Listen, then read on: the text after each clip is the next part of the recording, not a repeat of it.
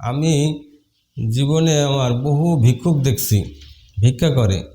এরা হলো তিন ক্যাটাগরি। এক ক্যাটাগরির ভিক্ষুক আছে একেবারে মানে মিথ্যা সিথ্যা নাটক মাটক করে আপনার মন জয় করে টাকা আদায় করে, খাবার আদায় করে। এরা হলো পেশাগত ভিক্ষুক। আর এক ধরনের ভিক্ষুক আছে পেশাগত না, এই নর্মাল বিভিন্ন সমস্যায় পড়ে অ্যাক্সিডেন্ট হয়ে অসুস্থ হয়ে ভিক্ষা করতেছে। এরাও অত এক্সপার্ট না, আপনার কাছে সালাই বেলায় নিতে পারবে না। আর এক শ্রেণীর ভিক্ষুক আছে সদ্য এই পেশায় আইছে, উপায় নাই, একটা বিশাল শখ খায় এরা এই পেশায় আইছে বৃদ্ধ বয়সে, তা আবার জুয়ান থাকতে না, একেবারে বৃদ্ধ বয়সে। এনারা হলেন আসলে মজলুম। এনারা আমি এই সমস্ত ভিক্ষারির সাথে কথা বলেছি অনেক, তার থেকে যে সমস্ত তথ্য উঠে আসছে সেই তথ্য আমি চাই আপনাদের শেয়ার করতে, যাতে আপনারা এরকম পরিস্থিতি পরিবেশ আসলে সেগুলো ফেস করতে পারেন। তো অনেকগুলো গল্পের ভিতরে একটা বলবো, সেটা হলো আমি এক ভিক্ষুকের সাথে কথা বলছিলাম। মানে ওনারে দেখে মনে হয়েছিল যে ইনি সদ্য এই পেশায় আসছে এবং বয়স খুব জীর্ণ, মানে বৃদ্ধ। ওনার কথাবার্তা মানে চাইতে পারে না, লজ্জা লাগে, মানুষের বলতে পারে না, ওই প্রথম শ্রেণীর ভিক্ষুকের মতো সালাইবেলায় টাইনে আনতে পারে না। তো যাক, ওনার সাথে কথা বলছিলাম। ওনার জীবনে যে ঘটনাটা ঘটছিল সেটা খুব দুঃখজনক। উনি সরকারি কর্মচারী ছিলেন, বেশ সচ্ছল ছিলেন। ওনার 4-5টা ছেলে মেয়ে। তো প্রত্যেকেরই উনি লেখাপড়া শিখাইছিলেন। লেখাপড়া শিখে ছেলেপেলেরা বড় হয়েছে। এখন ছেলেপেলেরা বায়না ধরছে যে বাবা আমাদের এই পৈতৃক সম্পত্তিটা আমাদের নামে বিভাগ বন্টন করে দাও, আমরা বিভিন্নভাবে ব্যবসা বাণিজ্য করবো। আমাদের মানে নিজে মালিক না হলে লোন আনা যায় না, আমরা লোন আনবো, ব্যবসা করব, বিরাট ধনী হব। এই সমস্ত নাটক গল্প দিয়ে বাবার সামনে বাবারে কাবু করে ফেলাইছেন। বাবা মা তো সব, বাবা মা চায় যে তার সন্তান বড় ব্যবসায়ী হোক, পয়সা করি ইনকাম করুক, আরামে থাকুক। তো ওই বৃদ্ধ পিতা ওই উনি সবাইরে বিভাগ বন্টন করে দেয়, মানে লিখে দেয়, রেজিস্ট্রি করে, প্রত্যেকরে আলাদা আলাদা দলিল করে হেবা করে দেয়, মানে ওই সব শেষ। তো জমি হেবা করার আগে বাবা মা হাসি দিলেও ঘ্রাণ বেরোতো, বাবা মা কাশি দিলেও ঘ্রাণ বেরোতো, বাবা মা প্রস্রাব করে দিলেও ভালো লাগতো।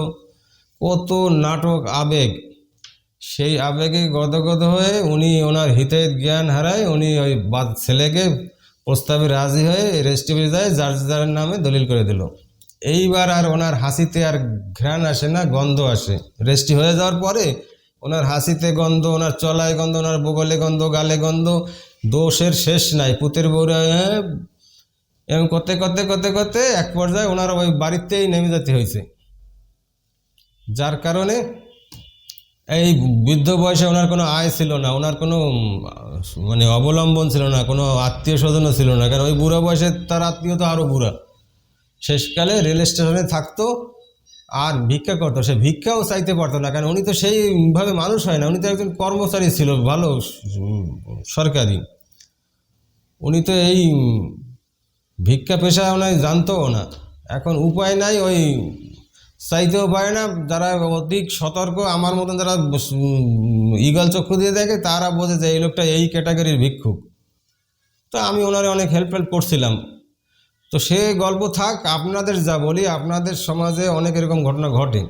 বৃদ্ধ পিতামাতা যারা আছেন তাদের সম্পত্তি এরকম ছাড়িয়ে দেবেন না, সম্পত্তি আপনার থাকবে। ছেলেবেলে তুই তোরে লেখাপড়া শেখাইছি, মানুষ করছি, তুই চাকরি কর না, যায় রিক্সা চালা, আমার দেখার দরকার নেই। আমি মরে যাব, আপনি যদি মুসলমান হন তাহলে মুসলমান শরীয়ত মোতাবেক যেভাবে ওয়ারিশ বন্টন হয় সেইভাবে তোর ছেলেমেলে পাবে। আর আপনি যদি হিন্দু হন, আপনাকে ধর্মে যা আছে তাই। আপনি খ্রিস্টান হলে আপনার ধর্মে যা আছে সেইভাবে বিভাগ বন্টন হবে। আপনার আগাম গদগদ হয়ে কোনো সময় এই কাম করবেন না, লিখে দেবেন না। লিখে দিলে আর ছেলেপেলে আপনার, আমার জানা মতে 100 জনের 99 ভাগ ছেলেপেলে আউট করে দেবে বাবা মারে, কারণ এত নিষ্ঠুর হয়। পৃথিবীতে সব ভালোবাসা এই সম্পদের কারণে। সম্পদ যায় নাই তারে কেউ ভালোবাসে না, রে আর 2-1 জন হয়তো বাসে। আমি এটা কবিতা জানি, পিতা মাতা ভগ্নির সব ভালোবাসা, টাকা ছাড়া এ সকল হয় মিছে আশা, বিএ এমএ পাশ করে কিবা হয় তাতে, পেটে যদি ভাত না থাকে ঘুমায় না রাতে। তার মানে আপনার সম্পদ নাই, টাকা নাই, আপনি এটা মানে নাথিং, আপনি এটা ঠোঙ্গা। আপনার সম্পদ থাকবে, সব গুণা মাপ আপনার। অতএব যারা সম্পদ, যাদের মানে সম্পত্তি আছে, জমি আছে, এগুলো সহজে হাতছাড়া করবেন না। মৃত্যুর পরে যে যে ধর্মের আছেন তার ধর্ম অনুযায়ী বিভক্ত বন্টন হবে। আগাম লাফালাফি করবেন না, আবেগে গদে গদে ছেলেপেলেদের লিখে দেবে না, তাহলে ওই ভিক্ষুকের মতন হবে হবে হবে হবে 99 ভাগ হয়ে গেছে।